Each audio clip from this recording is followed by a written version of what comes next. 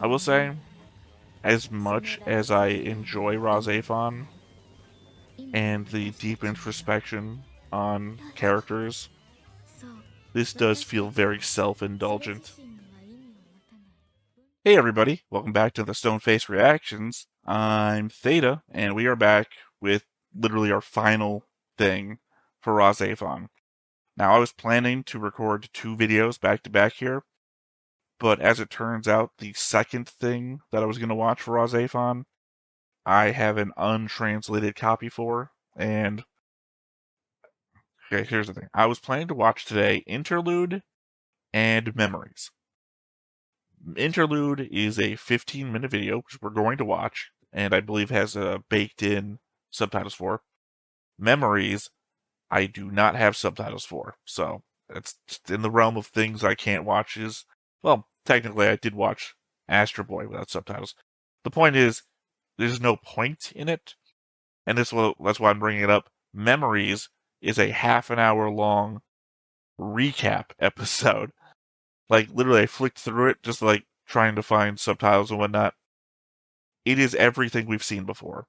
So, in that realm, I don't think there's any point to watching Memories. Now, as I'll say right now, thank you, Yuki for having sponsored this entire watch-through of RahXephon, and I apologize that we couldn't drag Griffin all the way through. I really think he would have appreciated the show and where it ended up.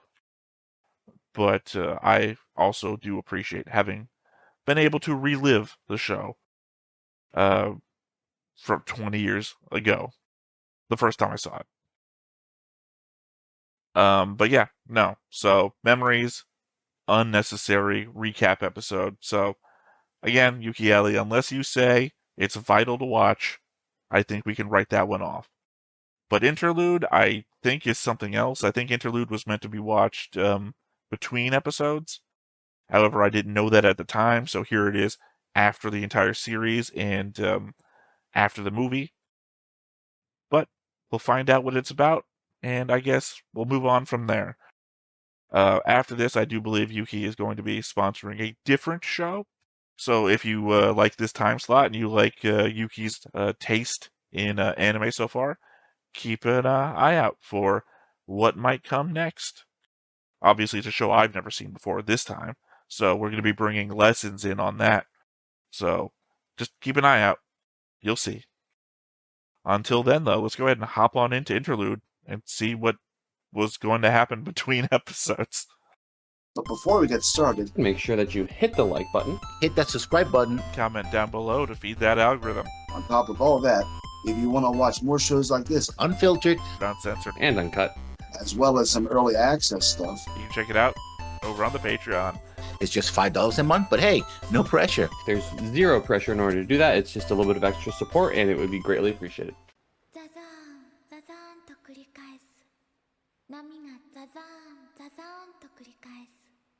Is it an umbrella?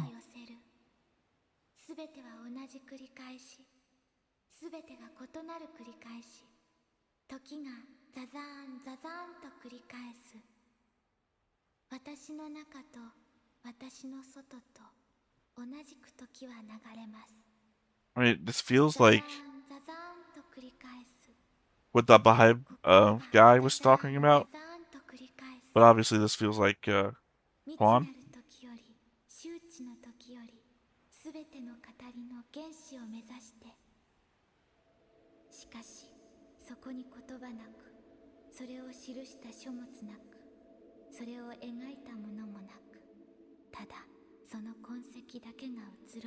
I would say that looks like the place where she was standing when the picture gets taken. Nope, no, not her.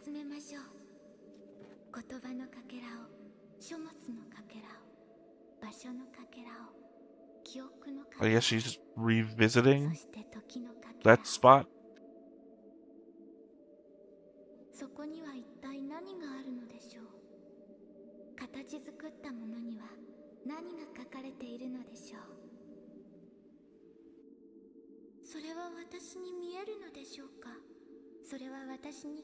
I mean, it really depends on which version of you are.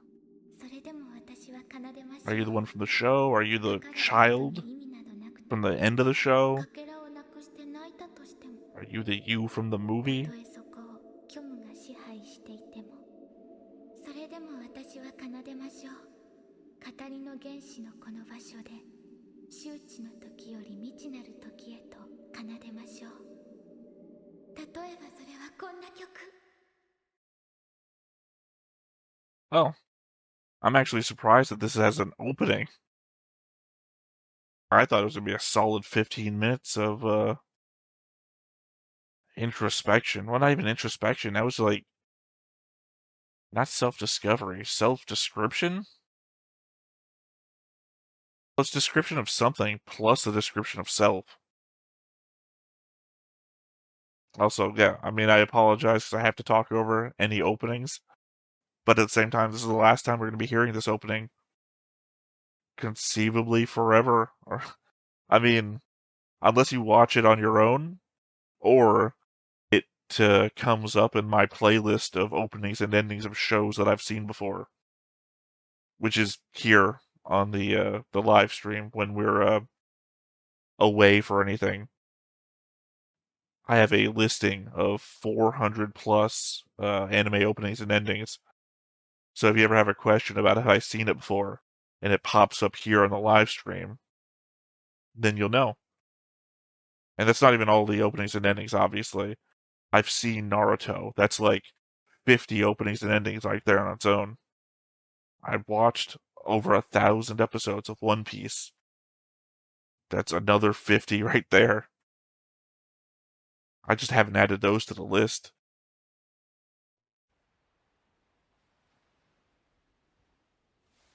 それは砕けた記憶。ララ？しかし、それ自身に意味はなく。 Okay, I was asking which one of you this was, and now there's multiples of you.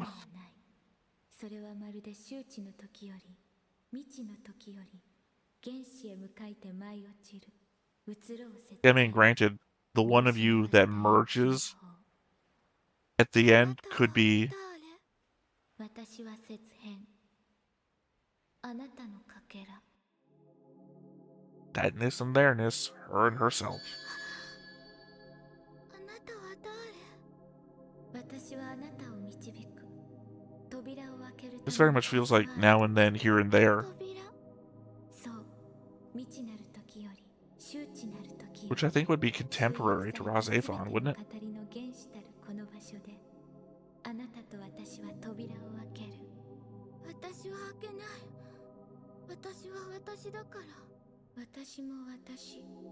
でも扉を叩けばわかる。 Again, I feel like this is the idea that a future you who achieved like power over space and time came back and had a conversation with you in the now. I feel like that's what's happening here. The her from the end of the show is having a conversation with her from the beginning of the show. 今のあなたを示してる。今の私が立つところ。今の私を示してる。あなたの思うところにその地はあらず。 Or rather, the her from the near the end of the show. Her from the end of the show would be a baby. あなたの思うその地は常世の上に。あなたの思うところはうつつの上に。それを一つにまとめましょう。あなたと私と私とあなたと私とあなたとあなたと私で。 The difficulty of this is that Quan did not speak understandably in the best of times, I felt like. And now it's Quan talking to Quan. それはあなたの本。ララ。あなたを表す心の鏡。でも何も書いてない。それはあなたが隠すから。ララ。見ようと思えばあなたはいつでも見られるの。でも見ることができないのはあなたが心に鍵をかけているから。私は鍵をかけていない。それはごまかし。あなたは知っている。あなた自身の心のパスワード。ララ。私見ない。たとえ見られてもそれを信じない。それは嘘。あなたは I guess this has to be, well, this is obviously from the show, but it could only be from the show because Movie Quan, I don't believe, would be having these conversations. Movie Quan knew everything, I feel like, from the get-go. テクストを信じない。そうね。私はテクストを信じない。それは当たり前。信じた瞬間にあなたは真実と向き合わなくてはならないから。The quantum states of belief. 存在するはずのないテクスト。生まれた瞬間から滅びることのみを宿命づけられた、その集合体としての書物、記録、そして記憶を定着させること、その行為のためだけに文字が The irony that we're focusing on memories and memories being the one video that we couldn't watch here. その行為自体が忘却の彼方へと連れ去られ、そのもの自体が意味を喪失する。記憶、そしてその記録のための文字。しかし文字自身 I will say, as much as I enjoy RahXephon and the deep introspection on characters, this does feel very self-indulgent. 分裂した存在に過ぎないわ。私は意味するもの、そしてあなたは意味されるもの。文字と同じ、文章と同じ。その存在が存在の中に主体を持たないあなた自身の状況。さあ、もういいでしょ。そんな無自覚なテクストは捨ててしまうの。テクストを超える。そうすれば全てが与えられ、そして全ての本質が But it's more like you are more than the book that you're written in. 資格があるの。その快楽を知る必要がある。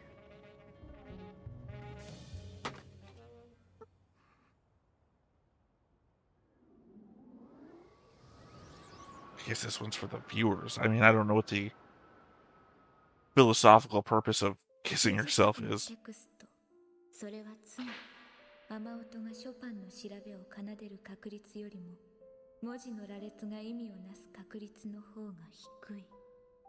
五線譜の上の音符の羅列が意味をなす確率が低いのとそれは同義。決められているのはその流れだけ。右から左に、上から下に。 I don't know, that's predetermined based on what the culture you live in is. If you're a culture that reads right to left, do you read music left to right, or do you read music right to left? 向き合うことを拒否してその自覚を覆い隠す。目の前の現実を自覚していることを拒否するために言葉を変える。感じたことを語る。思ったことを語る。それが私。そのバイアスが意味するもの。それは主観。 What does the umbrella represent? I mean, it's in every shot. あなたが秘めるあなたの思い。あなたが秘めるあなたの欲望。 I guess slowly falling, being a representation of understanding. 主体はない。言葉に頼ることで言葉を形骸化させ、そして対象の輪郭をぼやかすことでそれを否定 I feel like this must have been meant to be watched just before the ending episodes. She tries to forcibly merge herself. 逆に互いを認識し合っている。それが真実。それが私たち。私たちの主体。本当の私。取り戻しましょう。自分自身を。意味するものと意味されるものが一つとなりて、本当の私を取り戻しましょう。私の欲望、あなたの欲望、あなたの欲望、私。 There's just an element. There's why I call it self-indulgent. Is there's an element at play of this. A lot of these things are so intuitive that you not only wouldn't say them out loud, you wouldn't even think them to yourself.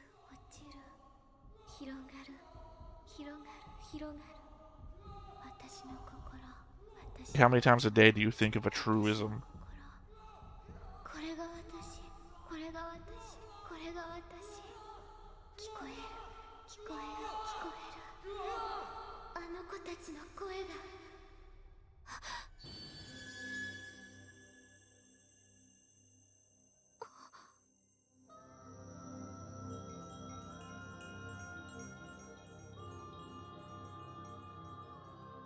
Oh, right, I forgot. Oh no, because the end of the... Sorry, I'm thinking this is obviously the TV version. But the end of the TV version, she's born of the main characters. So the other one can't be her from the future, or the one with the power of time.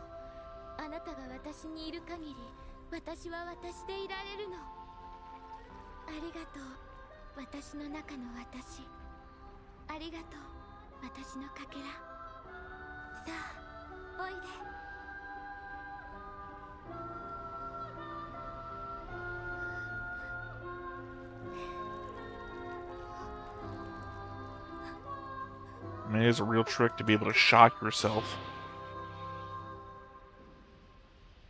Why green?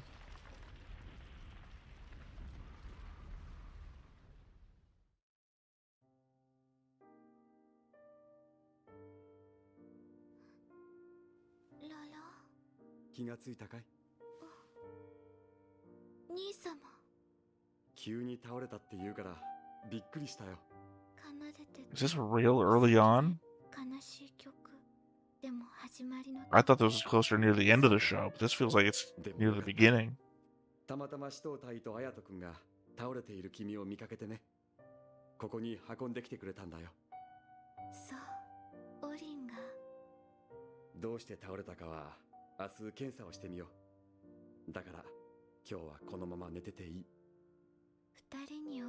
I mean, it's nighttime.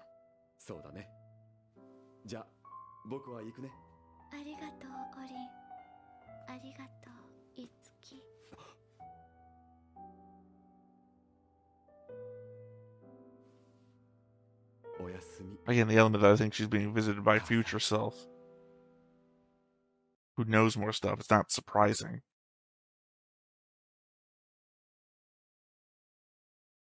I feel like I should have had like a... Well, I do have a thing of ketchup here. I was just thinking I should have had like a thing of ketchup, just like a blood coming down the side of my face, out of my eyes. There is a... I don't know if you put like a category of philosophical leaning anime. Obviously, you know, you'd put like Evangelion, RahXephon. I can't think of any other examples off the top of my head, but I know that they're there. Where they're very indulgent into the message that they're trying to push across, to the point of making the message harder to understand. You know, the end of the Evangelion show, for example, had to be interpreted by a lot of people versus being easily understood. I feel like this here, Interlude,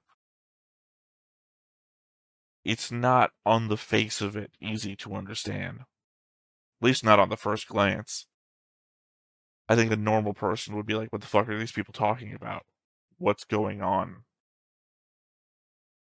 Whereas, again, the Evangelion movies, I feel like, put it into an more easily digestible version.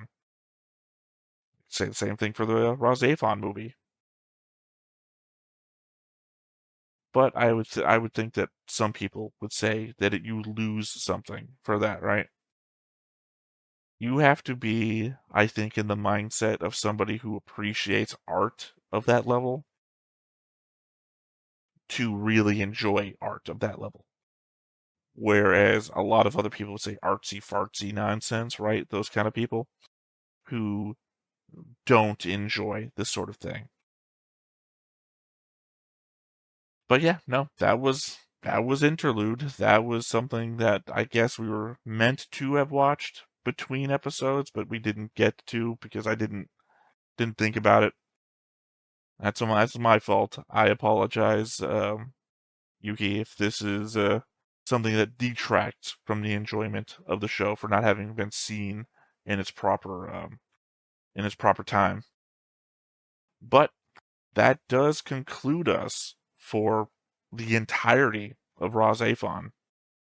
I do feel like I owe another apology, which is to say that if I was a smarter person, I do believe I would have had a greater breakdown about the meaning of all the symbolism and all the references that were at play. Oh, I mean, even if I was better at music, I guess, because then I could have at least tied things together with the music terminology that the show threw around. But I'm not. I mean, for all the work that I do in all the other shows, boards and notes, other stuff, that's really just taking the place of my own lack of intelligence. In fact, I'm bolstering the fact that I know that I'm an idiot by taking notes and theorizing on paper before I watch and then talk to you guys about those notes. The lack of intelligence is what creates the vision of being a smart person. So that's why I kind of fell over on being able to interpret the message of RahXephon. So from that aspect, I apologize. But of course, if Yuki, you have a final message you want to put out there, let me know, and we'll, I don't know, start the next show that you're sponsoring with that message about RahXephon, maybe. Otherwise, I think we're going to wrap up this one here. Once again, I have been Theta. This has been Stoneface Reactions, and we will catch you next time. Bye-bye. Hey everybody, thanks for watching another Stoneface Reactions. If you have an idea of another video we could go ahead and watch, go ahead and put it in the comments down below and we'll add it to the wheel. Be sure to like, comment, and subscribe, and let us know what you thought about this video, what parts you liked. And until then, we'll see you next time. Is this too goofy?